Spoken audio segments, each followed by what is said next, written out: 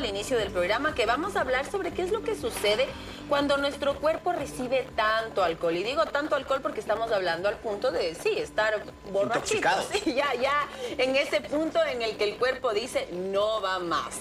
Queremos dar la bienvenida a la doctora Jacqueline Loza, de Medicina Interna del Hospital Vos Andes. Doctora, ¿cómo está? Bienvenida, un gusto tenerla aquí en el programa. Es de este mes, y hablamos para los capitalinos, es un mes bastante intenso, con muchísimas fiestas. Y claro, si hablamos a nivel nacional, mundial, se viene Navidad y fin de año. Y por lo general, dentro de estas celebraciones, pues el alcohol está presente.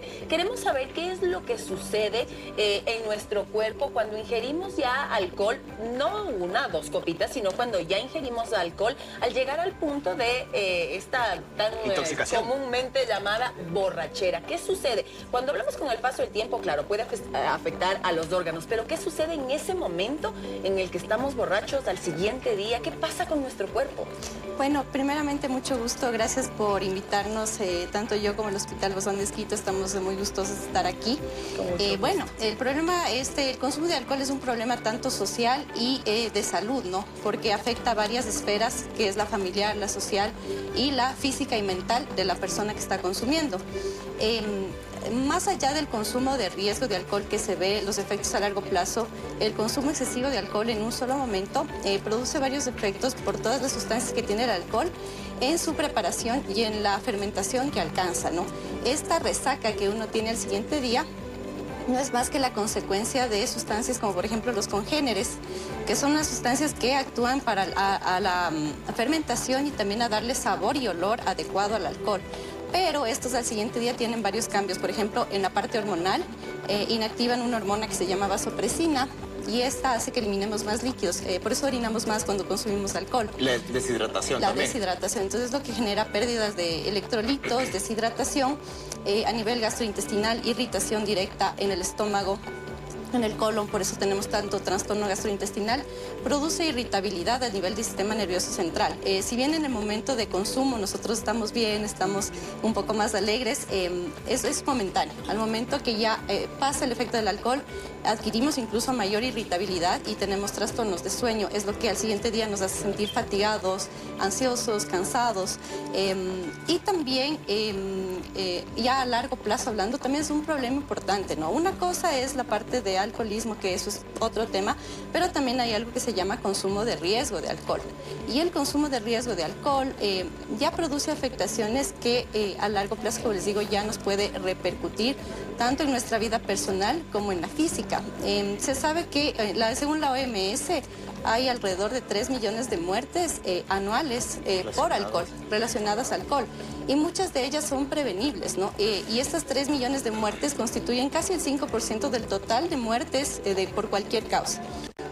Y justamente yo estaba hablando este fin de semana con mis amigos, no hay que satanizar el alcohol. Y como dicen, yo soy muy fiel creyente de esto, el alcohol no tiene la culpa. El que tiene la culpa es uno que no se sabe controlar, o que tiene problemas si quiere refugiar a través del alcohol, o que quiere... Entonces, claro, si es que uno se regula todas esas cosas emocionales que uno tiene, uno puede tener una convivencia y una normal o saludable con muchas sustancias como el alcohol. Entonces, claro, porque si no... realmente si los satanizamos todos fuéramos alcohólicos, porque todos alguna vez tomamos una cerveza o todos una vez. Entonces hay que también uno tener como control de las emociones para cuando vaya a tomar. Pero cuéntanos un poquito el tema de los destilados de alcohol, porque claro, estábamos hablando al inicio de que hay muchos tipos de destilados y esos podrían estar también afectando. Inclusive también estaba diciendo que el chuchaqui, que lo conocemos normalmente, ¿es un síndrome de abstinencia o no? Parcial, es un mini abstinencia, porque como les decía, al momento, los congéneres son los que más se llevan el motivo por el cual se produce todo esto. Todos los malestares. Al principio, claro, uno se siente bien, pero luego deja de haber esa estimulación que nos resulta favorable y el cerebro entra en un estado de carencia. Entonces es una mini abstinencia, que obviamente no necesito ser alcohólica ni consumir de forma regular, pero la resaca y todo eso es por esa mini abstinencia que deja de producir un estímulo del sistema nervioso y un estímulo que estuvo muy intenso en ese momento. Entonces es como que las neuronas se cansan, se agotan y luego caen en declive. Entonces cae la deshidratación, es la afectación gastrointestinal, la parte del sistema nervioso central, puede dar un poco de irritabilidad sobre todo, y luego letargia. que es estar decaído, totalmente decaído. Y hay que tener en cuenta también, por ejemplo, los vinos tienen sulfitos que son muy responsables del dolor de cabeza que se tiene al siguiente día. Y también el alcohol, cuando entra al organismo, produce una sustancia que se llama acetaldehído. Esta sustancia es tan capaz de ir al ADN de las células y alterar, y eso es lo que conlleva al riesgo de cáncer tras el consumo de alcohol, sobre todo con el consumo de riesgo, ¿no? Entonces es muy bien conocido que muchos cánceres, cabeza, cuello, boca, laringe, estómago, esófago, colon, en la mujer mama, están relacionados con el alcohol por esta afección que hay en el ADN celular. Wow, son cosas que muchas veces no conocemos o minimizamos, ¿no? Decimos, no, es que yo tampoco es que tome todo el tiempo, entonces no va a pasar nada, pero claro, el cuerpo también, yo me imagino que va guardando por ahí todo lo que nosotros vamos consumiendo, obviamente cuando ya lo hacemos, como yo no tomo mucho solamente los fines de semana, eso para mí es bastante, yo creería que tomar los fines de semana, todos los fines de semana, es muchísimo alcohol. Ahora, Doc, ¿qué es lo que sucede? Porque también hablábamos al inicio del programa, marca mucho el tipo de alcohol, o sea, si es un buen alcohol, si no es un buen alcohol, es la cantidad la que te llega a ese punto ya de marearte. ¿Qué sucede cuando no comemos y consumimos alcohol? ¿Qué pasa ahí con nuestro cuerpo? Las grasas, dicen que es necesario también. A ver, o sea, si no comemos, obviamente tenemos una absorción súper intensa, ¿no? A nivel gastrointestinal y mayor afección, porque cuando entra el alcohol queda en contacto con la mucosa del estómago y obviamente causa mucha irritación, liberación de jugos gástricos. Si no hay de antemano comida, que es lo que le inhibe de cierta forma, pues tenemos mayores efectos. Ahora, por ejemplo, en lo que la diferencia de alcoholes, por ejemplo, el vino tiene mucho sulfito, el whisky, los alcoholes más oscuros son los que más resaca en teoría dan porque tienen mayor cantidad de los congéneres en su proceso de fermentación y de adquirir sabor y olor agradable, ¿no? Para que puedan ser consumidos. Y claro, hay, como les decía, consumos de riesgo. No es que si tomo cada fin de semana no me va a afectar en nada, porque se sabe que un consumo de riesgo, nosotros hablamos de gramos por día, que por ejemplo 17 gramos por día, que equivale a 2 cervezas de 330 mililitros, ya se considera un consumo de riesgo, o en su defecto que haya un consumo que llegue a la embriaguez intensa 1 o 2 veces por mes, también entra a un consumo de riesgo. Wow. ¿Y qué quiero decir con eso? Si yo tengo consumos de riesgo, a largo plazo tengo posibilidades de adquirir enfermedades crónicas no transmisibles que están directamente relacionadas con el alcohol, que son todas las cardiovasculares, todas las afecciones hepáticas que terminan en cirrosis y el cáncer. En el otro grupo están las enfermedades que vienen de la parte accidentes de tránsito, traumatismos, claro. Violencia. Entonces, caídas, todo lo que pueden tener. Todo eso. Hasta inclusive violencia también, pues, intrafamiliar y muchas cosas más. Bueno, doctora, cuéntanos un poquito si es que, digamos, el viernes salí, me tomé alcohol, capaz me excedí. ¿En cuánto tiempo mi cuerpo, o sea, estoy limpio de ese alcohol? ¿En cuántos días? ¿En cuántas horas? Yo podría decir, ya, me limpié de todo este licor que tengo ahí, o se queda entre nosotros unos buenos días, unas buenas semanas. Y solo sumarle a eso, Doc, ¿qué pasa si cuando pasa lo que dice Martín, al siguiente día realizamos fútbol? No sé, que los hombres por lo general salen, juegan fútbol, o se hace un ejercicio fuerte. ¿Qué es lo que sucede ahí con nuestro cuerpo? Normalmente, a ver, eso de eliminar el alcohol depende de cómo lo manejemos al siguiente día. Porque claro, el cuerpo está deshidratado, recibió un estímulo muy intenso, entonces ¿qué es lo que va a necesitar? Hidratación y descanso. Mientras mayor hidratación y descanso yo tenga, en unas 24 horas yo voy a poder recobrar.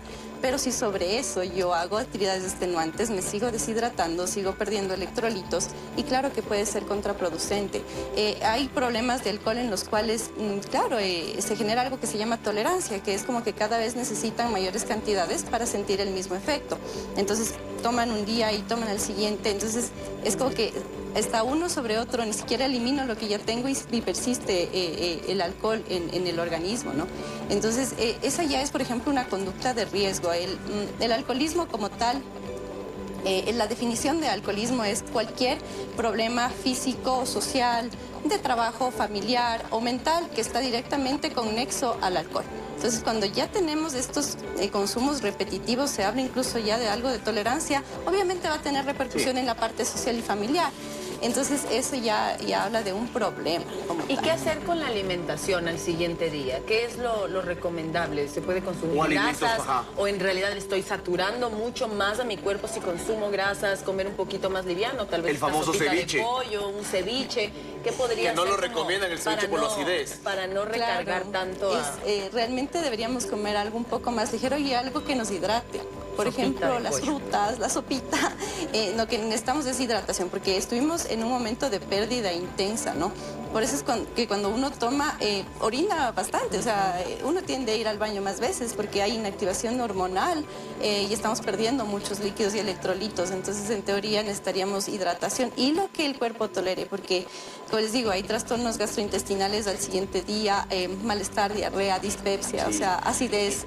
Y depende mucho también el licor que uno tome. Yo veo la juventud, claro, no tiene mucho poder adquisitivo y veo unos tragos de $2 y todo. Y ya para no satanizar tampoco el tema de licor, porque claro, son fiestas, a veces disfrutamos de una copa con los amigos. Si ya, digamos, vamos a tomar, ¿qué trago vendría a ser como el más favorable, entre comillas, para nuestro organismo? Porque claro, depende mucho de los destilados. El que sea, pero unido. O sea, no existe algo así menos dañino. Establecido médicamente hablando, no hay uno que sea menos dañino. Claro, todos quieren, por ejemplo, si te dicen, tómese una copita de vino, que esto le va a ayudar. Si me hacen elegir entre un vino, un whisky, un vodka, ¿cuál vendría a ser? Pues el vino es el que menos cantidad va a tener entre ellos, porque whisky y vodka son más concentrados, tienen mayor concentración, más grados de alcohol. Entonces, pues, el vino. Ahora, hay gente que es muy sensible al vino por los sulfitos y que al siguiente día van a tener dolor de cabeza. El dolor de cabeza del vino. Hay otros que no son tan sensibles. Todo depende de cada persona.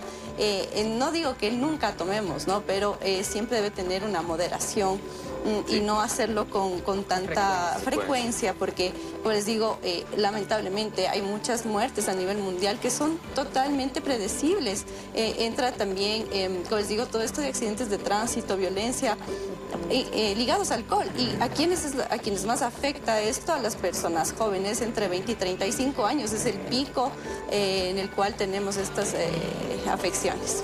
Muy amable, doctora. Muchísimas gracias por haber estado junto a nosotros el día de hoy. Pues como lo decían, si a usted le gusta pues un poquito de alcohol, no está mal de vez en cuando, pero ya llegar a ese punto de consumirlo constantemente, pues aquí nuestra especialista, no lo dijimos nosotros, la doctora es quien dijo todos los problemas que puede traer para su salud y también para todo su entorno. Así que creo que no hay que satanizarlo. No satanizarlo, pero tampoco se exagere con el alcohol. Pero ver uno, a ver, ¿por qué estoy tomando constantemente alcohol? ¿Qué problema tengo en mi vida que me estoy refugiando en el alcohol? Si soluciono ese problema en mi vida con terapia, con algo, dejo de consumir alcohol. O sea, porque claro, nos refugiamos ahí y hay muchas personas que se quedan ahí, toman con todos los días porque quizás están escapando de alguna emoción, de algún sentimiento y conlleva a varios problemas.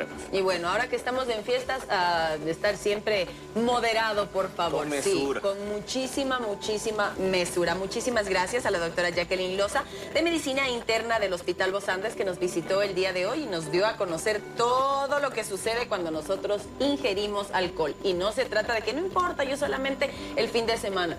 La doctora ya lo dijo, qué es lo que sucede cuando hacemos del fin de semana o lo hacemos mucho más constante. A cuidar su salud primero es amarnos a nosotros, y esto de amarnos a nosotros también está muchas veces decir, no vamos.